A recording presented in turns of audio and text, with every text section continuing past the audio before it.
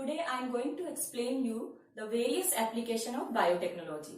हमारे previous video में हमने बायोटेक्नोलॉजी के different process, principles and tools के बारे में स्टडी की थी कि किस तरीके से हम डिजायर जीन को आइसोलेट करते हैं, होस्ट में इंट्रोड्यूस करते हैं, देन उसे प्लाज्मिड के साथ इंटीग्रेट करते हैं और हमारे डिजायर जीन से डिफरेंट टाइप के प्रोटीन का प्रोडक्शन करते हैं।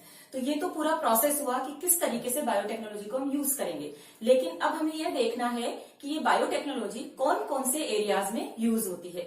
अभी का जो मॉडर्न कॉन्सेप्ट है उसमें बायोटेक्नोलॉजी के बहुत सारे एरियाज हैं जहां पर हमने ह्यूमन वेलफेयर के लिए इसमें काम किया है। तो ये एरियाज मैंने आपके यहाँ पे लिखे हैं, इनको आप देखिए वन बाय वन मैं एक्सप्लेन कर रही हूँ। फर्स्ट एरिया जो है that is bio remediation. Bio remediation जो कि बायोटेक्नोलॉजी का एक यूज है, इसमें हम डिफरेंट टाइप की जो बायो डिसऑर्डर्स है उनकी रेमेडीज तैयार करते हैं। सेकेंड एरिया है हमारा जीएम क्रॉप्स। जीएम क्रॉप्स जिसको हम बहुत डिटेल में पढ़ने वाले हैं, जेनेटिकली मॉडिफाइड क्रॉप्स। अभी एग्रीकल्चर के अंदर बहुत ज्यादा हम बायोटेक्नोलॉजी का यूज करते हैं। इसमें क्या क्या हम कर सकते हैं, जो भी क्रॉप्स होती हैं उनको जेनेटिकली मॉडिफाइड करते हैं, यानी उनके अंदर हम ट्रांस जीन को इंट्रोड्यूस करते हैं और उस जीन से हम डिफरेंट टाइप के प्रोटीन को तैयार कर सकते हैं। जैसे कि प्रोसेस्ड फूड के अंदर हम इसको यूज कर सकते हैं, एंजाइम्स का हम प्रोडक्शन करवा सकते हैं, कई तरह के हार्मोन्स का प्रोडक्शन करवा सकते हैं और भी बहुत सारे यूजेस है एग्रीकल्चर में जो हम डिटेल में आगे स्टडी करेंगे। नेक्स्ट इसका एरिया है एनर्जी प्रोडक्शन। एनर्जी प्रोडक्शन जो कि अभी की डिमांड है, आप सब जानते हैं कि हमारे पास जो फॉसिल फ्यूल्स है वो बहुत लिमिटेड अमाउंट में है और डे बाय डे वो बहुत ज्यादा यूज में आते जा रहे हैं और उनका जो टाइम टेकिंग प्रोसेस होता है उनके फॉर्मेशन का भी। तो यहाँ पर हम बायोफ्यूल की बात करेंगे। बायोफ्यूल में हम प्लांट्स के अंदर ही जीन को इंट्रोड्यूस करवा के और बायोफ्यूल का प्रोडक्शन करवा सकते हैं। ये भी एक इफेक्ट है बायोटेक्नोलॉजी का। नेक्स्ट यूज है फार्मास्यूटिकल्स। फार्मास्यूटिकल बायोटेक्नोलॉजी का वो एरिया होता है जिसमें हम डिफरेंट टाइप की ड्रग्स का प्रोडक्शन करवाते हैं, मेडिसिन बनाते हैं, कई तरह के वैक्सीन बनाते हैं जैसे banana vaccine, DNA vaccine, interferons, insulin का प्रोडक्शन। ये सब मेडिसिनल जो यूज होते हैं वो फार्मास्यूटिकल्स के अंदर आते हैं। नेक्स्ट यूज है हमारा diagnostic techniques. Diagnose is very important thing, क्योंकि अगर हमें बहुत टाइम से पहले ही हमें ये पता लग जाए कि कौन से डिजीज है, वो डायग्नोस जल्दी हो जाए तो हम उसका ट्रीटमेंट बहुत जल्दी तैयार कर सकते हैं। तो डायग्नोस्टिक जो टेक्निक्स हैं उनमें बायोटेक में दो टेक्निक हम यूज करेंगे। एक तो पीसीआर टेक्निक जिसके बारे में हमने पहले भी पढ़ा है, पॉली चेन रिएक्शन, और दूसरी टेक्निक है हमारा एलिसा टेस्ट जो हम आगे डिटेल में स्टडी करेंगे। तो ये डिफरेंट एरियाज हैं जहां पर बायोटेक्नोलॉजी यूज होती है। अब इनको हम वन बाय वन डिस्कस करेंगे कि कौन कौन से एरियाज में बायोटेक्नोलॉजी से अभी तक हमने कौन कौन से प्रोडक्ट तैयार किए हैं। लेकिन इससे पहले एक छोटा सा टॉपिक और है हमारा, जो बायोटेक्नोलॉजी है उसके 3 एरियाज हैं जो क्रिटिकल रिसर्च के एरियाज हैं कि एक्चुअली बायोटेक्नोलॉजी में हम क्या चीज करते हैं। तो फर्स्ट जो आप इसमें देखिए 3 क्रिटिकल रिसर्च एरियाज हैं बायोटेक्नोलॉजी के। फर्स्ट है providing the best catalyst. Biotechnology का सबसे पहला जो ध्यान रखने वाली बात है, ये प्रोवाइड करती है बेस्ट कैटलिस्ट। अब यहाँ पर कैटलिस्ट क्या हो सकता है, यहाँ पर कैटलिस्ट डिफरेंट टाइप के माइक्रोब्स हो सकते हैं जो कि बेस्ट होते हैं, या एंजाइम भी हो सकते हैं, क्योंकि आपने देखा है कि हम माइक्रोब्स को यूज करके कई तरह के एंजाइम का प्रोडक्शन, प्रोटीन का प्रोडक्शन करवा सकते हैं। लेकिन हमें सबसे पहले ये देखना होता है कि वो जो भी कैटलिस्ट हमने यूज किया है वो बेस्ट क्वालिटी का होना चाहिए। तो यहाँ पर हम जो बात करेंगे वो बायो कैटलिस्ट की बात करेंगे और वो कोई भी माइक्रोब्स या एंजाइम हो सकते हैं। अब जब हमने सिलेक्शन कर लिया है बायो कैटलिस्ट का, तो उस कैटलिस्ट को वर्क करने के लिए, मान लीजिए कोई एंजाइम ही है जिसपे हमें काम करना है या कोई माइक्रोब्स है जिससे हमें प्रोटीन का प्रोडक्शन करवाना है, तो उसके लिए हमें उसकी ऑप्टिमल कंडीशंस को सेट करना होगा।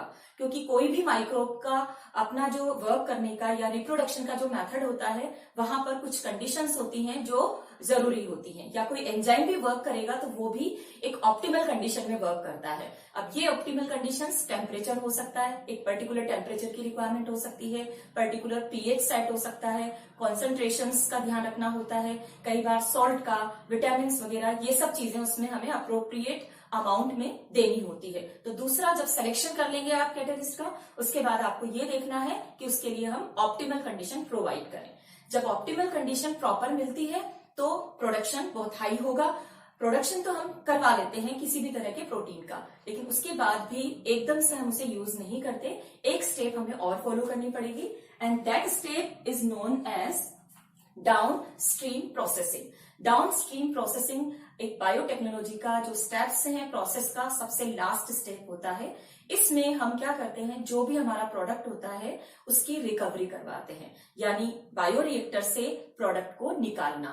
अब जब हम बायोरिएक्टर से प्रोडक्ट को सेपरेट करते हैं, आइसोलेट करते हैं, तो कई बार उसके साथ इम्प्योरिटीज वगैरह आ जाती हैं। वो इम्प्योरिटीज कुछ भी हो सकती हैं, कल्चर सॉल्यूशन भी आ सकता है, कुछ भी आ सकता है। उन इम्प्योरिटीज को हमें सेपरेट करना है, उनको निकालना है, तो हमें प्रोडक्ट का प्योरिफिकेशन भी करना होगा। प्योरिफिकेशन करने के बाद जैसे कई बार ऐसा है कि आप कोई ड्रग्स का ही प्रोडक्शन कर रहे हैं, यानी इंसुलिन का ही प्रोडक्शन कर रहे हैं, तो जब ड्रग्स का हम यूज करते हैं तो उसको लंबे समय तक हमें प्रिजर्व रखने के लिए प्रिजर्वेटिव्स की रिक्वायरमेंट होती है। तो डाउन स्ट्रीम प्रोसेसिंग में आइसोलेट करते हैं, देन प्योरिफिकेशन करते हैं, और उसके बाद उसका प्रिजर्वेशन भी उसके अंदर हम यूज करते हैं। लेकिन इसके बाद भी अगर वो ड्रग है तो एकदम से उसे हम मार्केट में डिस्पैच नहीं कर सकते सेलिंग के लिए।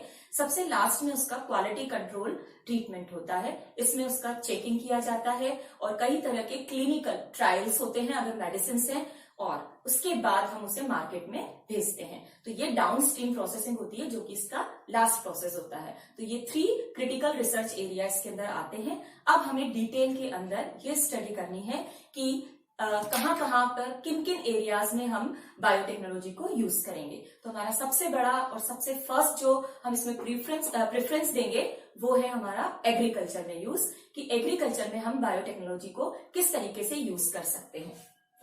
एग्रीकल्चर के अंदर हम 3 तरीके से यूज करते हैं।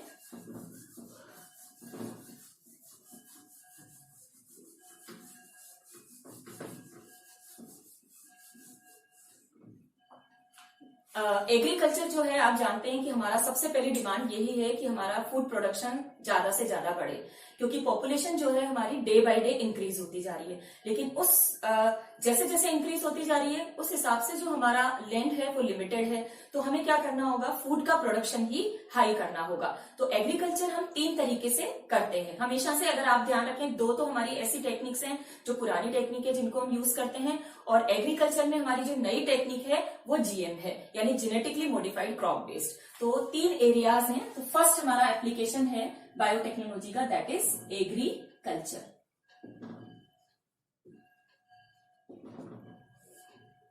एग्रीकल्चर से हम फूड प्रोडक्शन को हाई करते हैं।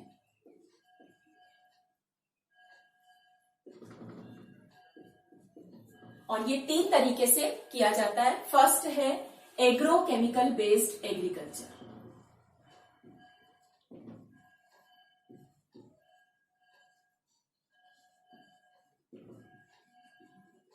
सेकंड है organic agriculture.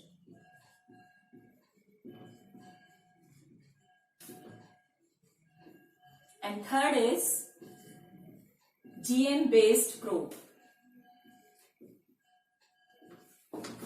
First agrochemical based agriculture के अंदर हम डिफरेंट केमिकल फर्टिलाइजर्स का यूज करते हैं, जिससे कि हमारा फूड जो प्रोडक्शन है क्रॉप का वो हाई हो जाता है। लेकिन यहाँ पर कुछ लिमिटेशंस भी हैं, जैसे कि अगर आप केमिकल्स का जो यूज करते हैं उनका बहुत हार्मफुल इफेक्ट आता है एनवायरमेंट के ऊपर। कई बार वो फूड चेन में एंटर कर जाते हैं और पर्सन को भी इफेक्ट करते हैं, पूरी तरह से पॉल्यूशन फैलाते हैं। दूसरा, they are very very expensive. तो ये जो है हम यूज तो करते हैं लेकिन ये इतना ज्यादा सक्सेसफुल नहीं होता। दूसरा हमारा जो प्रोसेस आता है that is organic agriculture. Organic agriculture no doubt ये पॉल्यूशन लेस है, किसी भी तरह का पॉल्यूशन इससे नहीं फैलता, लेकिन it is a long term effect, slow process होता है। ऑर्गेनिक एग्रीकल्चर जब हम करते हैं तो उसका लॉन्ग टर्म इफेक्ट आता है। दूसरा, इसमें हमें क्रॉप की पूरी साउंड नॉलेज होनी चाहिए। इसके अलावा जो भी उसका पेस्टिसाइड वगैरह के जो यूज हैं उनका भी हमें पूरी नॉलेज होनी चाहिए, तभी हम इसको यूज कर पाते हैं। तो ये भी इतना सक्सेसफुल नहीं रहता, कई तरह की प्रॉब्लम्स इसमें भी आती हैं। थर्ड जो हमारा बिल्कुल लेटेस्ट टेक्निक है that is GM based crop. यहाँ पर हम जेनेटिकली मॉडिफाइड क्रॉप्स बनाएंगे, यानी इसको हम यहाँ पर तो अभी हम एग्रीकल्चर की ही बात कर रहे हैं, जीएमओ के नाम से हमारा जेनेटिकली मॉडिफाइड